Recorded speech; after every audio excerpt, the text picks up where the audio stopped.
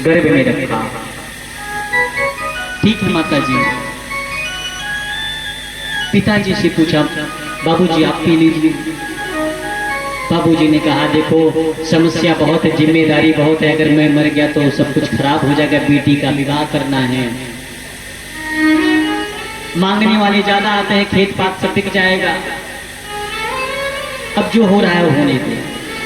पत्नी से कहा, बेबी जी आप पी लो, आपके साथ 7 भावर हुई हैं, आप पी लीजिए। पत्नी ने कहा, जिसने 9 महीने गर्भ में रखा, जिन्होंने बचपन तक पालन पोषण किया, इतना बड़ा किया, जब वो नहीं पिए तो हमें दूसरा पति मिल जाएगा, हम भी नहीं पिएंगे। जिनको अपने बेटे की चिंता नहीं है, जब उन्हें कोई चिंता नहीं तो हमें तो दूसरे पति मिल जाएंगे, जोई राम सोई राम। गुरु जी ने कहा, हम पी ले। अरे वाह महाराज, इससे अच्छी बात क्या हो सकता है, आप पी लीजिए। जैसे गुरु जी ने कहा कि मैं पी लूं, हाँ गुरु जी, अरे धन्य है महाराज, आप पी लीजिए। अब गुरु जी पी गए। गुरु जी दूध को पी लिए। चेला खड़े हो, और चेला खड़ा हो गया। चेला तुरंत वैराग्य धारण कर लिया। वैराग्य को धारण कर लिया और महात्मा जी के साथ चले गए। पीछे से पिताजी माताजी, पुत्र पुत्र पुत्र, बिल्कुल नहीं सुना। जीवन की ये सच्चाई है। आप ऐसा करके योगा देख लेना। योगा नहीं, 10 मिनट देख लियो, आंखें बंद करके वैसे लेना, झूठे रोलेंगे फिर चुप हो जाएंगे। अच्छा एक बात और है, जब कोई मरता है ना तो उसी में रोएंगे, उसी में कहेंगे थोड़ा चाय में चीनी कम है, दूसरा मर गया है तो वहां चाय भी पीते रहेंगे, रोते भी रहेंगे। कैसे लोग हैं। देखो फलाने फूफाए, उनको देखो, उनको बिस्कुट दिया, पानी पिया, ये होता है। लोग कहते हैं 4 लोग क्या कहेंगे, 4 लोग यही कहेंगे तेरे ही पर कि सब्जी में नमक कम है, खीर में थोड़ा चीनी कम है। आप 4 लोगों को पीछे मत पड़िए कि 4 लोग क्या कहेंगे। ऐसे ऐसे भक्त हुए। ध्रुव जी महाराज कल संक्षिप्त में ही कथा श्रवण कराया था। प्रहलाद जी का पावन चरित्र अब हम आप लोग को श्रवण कराएंगे। अब परीक्षित जी ने महामुनि सुखदेव जी से एक बड़ा ही सुंदर प्रश्न किया। महाराज आप तो कहते हैं भगवान समदर्शी हैं, लेकिन जब भगवान समदर्शी हैं तो हमेशा दैत्यों को ही क्यों मारते रहते हैं। समदर्शी मतलब वो सभी को बराबर देखना। सुखदेव जी ने कहा, देखो भगवान का काम है, भगवान समदर्शी हैं, लेकिन भगवान उन्हीं को मारते हैं, उन्हीं को उतारते हैं जो ज्यादा अत्याचारी करते हैं, ज्यादा दुर्व्यवहार करते हैं, लेकिन उन्हें मारते नहीं हैं, उन्हें सद्गति प्राप्त करते हैं, उन्हें अपने धाम भेजते हैं, क्योंकि वो उनके भक्त हैं। बहुत सुंदर प्रश्न सुनाया। तस्मात् केन योनः मना कृष्णेन निवेशति। बोले मित्र चिंतन प्रभु का करो। प्रहलाद जी बचपन से ही, लेकिन ये जो देह है ये तामसी है।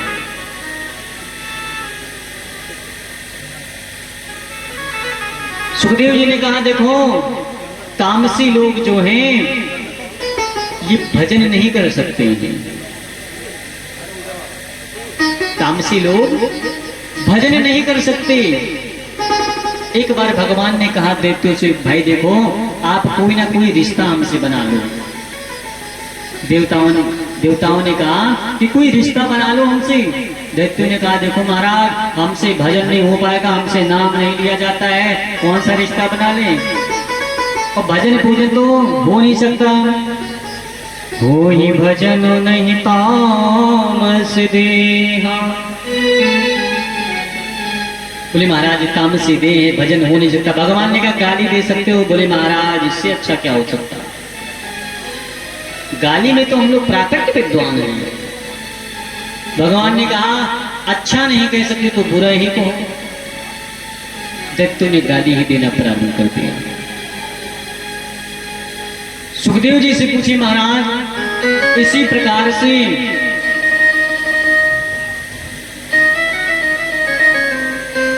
रामावतार में राम जी सुग्रीव के भाई बाली को छिप करके वार किए थे। मैं वैरी सुग्रीव प्यारा। महाराज अगर भगवान समदर्शी नहीं समदर्शी हैं तो छिप करके वार क्यों किया था? सामने से भी तो मार सकते थे क्योंकि भगवान है। लेकिन बाली को वरदान था कि उसके सामने जो आएगा उसका आधा बल बाली के अंदर समा जाएगा। 10,000 हाथियों का बल बाली के अंदर था। एक ही बाण प्राण हर लीना दीन जानते हैं निज पद दीना। राम जी ने एक ही बाण में बाली के प्राण को हर लिया था। देखो कोई भाई नहीं चाहता कि भाई भाई में बैर हो जाए, लेकिन जब विपत्ति ऐसी आ जाती है भाई भाई में ऐसा बंटवारा हो जाता है महाराज। वही भाई जो कहता था कि हम तुम्हारे बिना नहीं रह सकते, बड़ा भाई छोटे भाई को गोदी लेकर के कंधे पर बैठा करके घुमाता था, उस भाई के दुलार प्यार को सब भूल जाते हैं। शादी विवाह होता है पत्नी के कहने में हो जाते हैं, भाई भाई से विवाद हो जाता है। अरे मेरे भाई धन संपत्ति के लिए विवाद मत किया करो। धन संपत्ति तो फिर मिल जाएगी, फिर कमा लेंगे। अगर भाई भाई एक हो गए तो किसी भी मंजिल को आसान करके आप मंजिल तक पहुंच सकते हैं। अगर दो भाई हो तो समझो कि दोनों पैर हैं, एक पैर टूट गया तो आप विकलांग हो गए।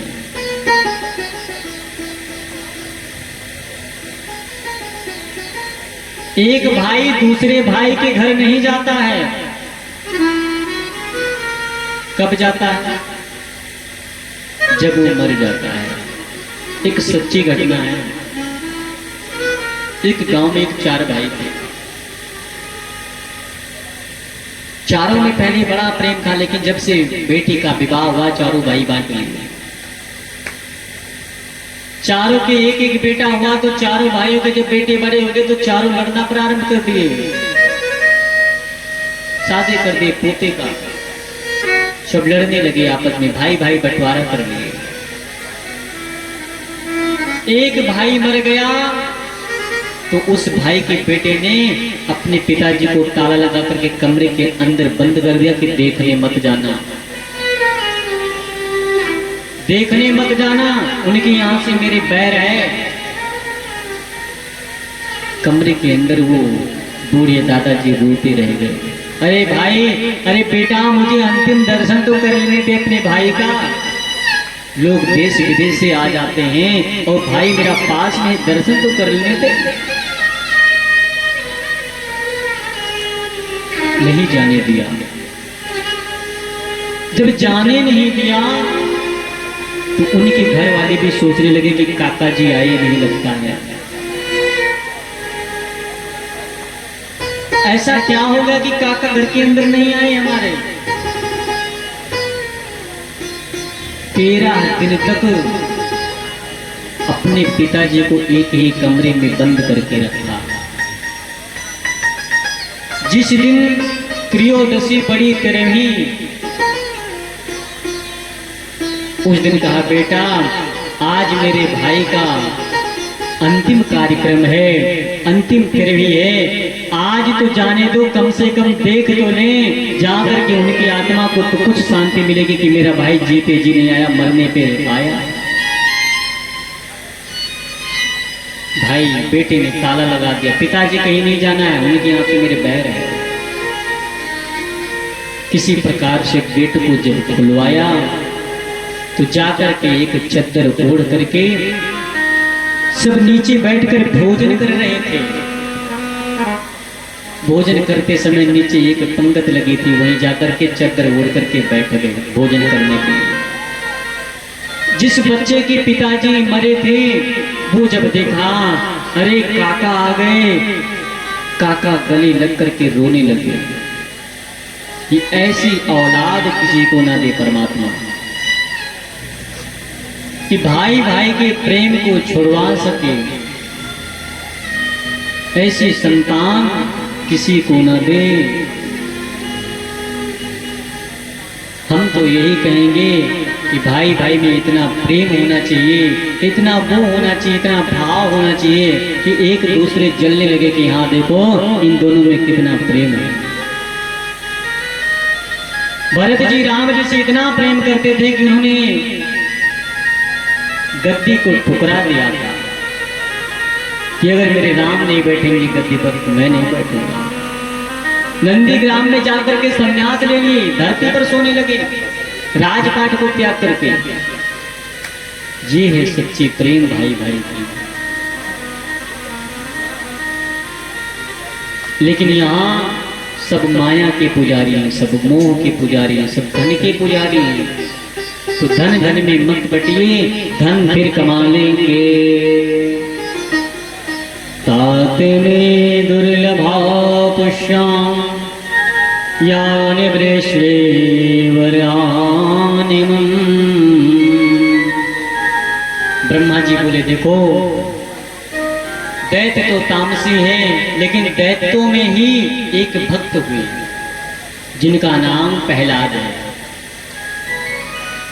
इस तरफ हिरण्यकश्यप, हिरण्याक्ष और हिरण्यकश्यप दो भाई थे। हिरण्याक्ष का भगवान 12 के अवतार में उद्धार कर दिया था, और ये हिरण्यकश्यप मंदराचल पर्वत पर जाकर के तपस्या किया था। और मंदराचल पर्वत पर तपस्या किया, ब्रह्मा जी प्रसन्न हो गए तो ब्रह्मा जी ने कहा बेटा वरदान मांगो। हिरण्यकश्यप ने वरदान मांगा था, महाराज हमें अमर कर दो। ब्रह्मा जी ने कहा भैया अमर तो हम नहीं है, तो अमर तुम्हें कहां से कर दें? भाई अमर तो हम भी नहीं है, तो तुम्हें कहां से अमर कर दें? हिरण्यकश्यप ने कहा महाराज अगर अमर नहीं कर सकते तो मेरे वरदान कुछ है दे दो। बोले हाँ बिल्कुल।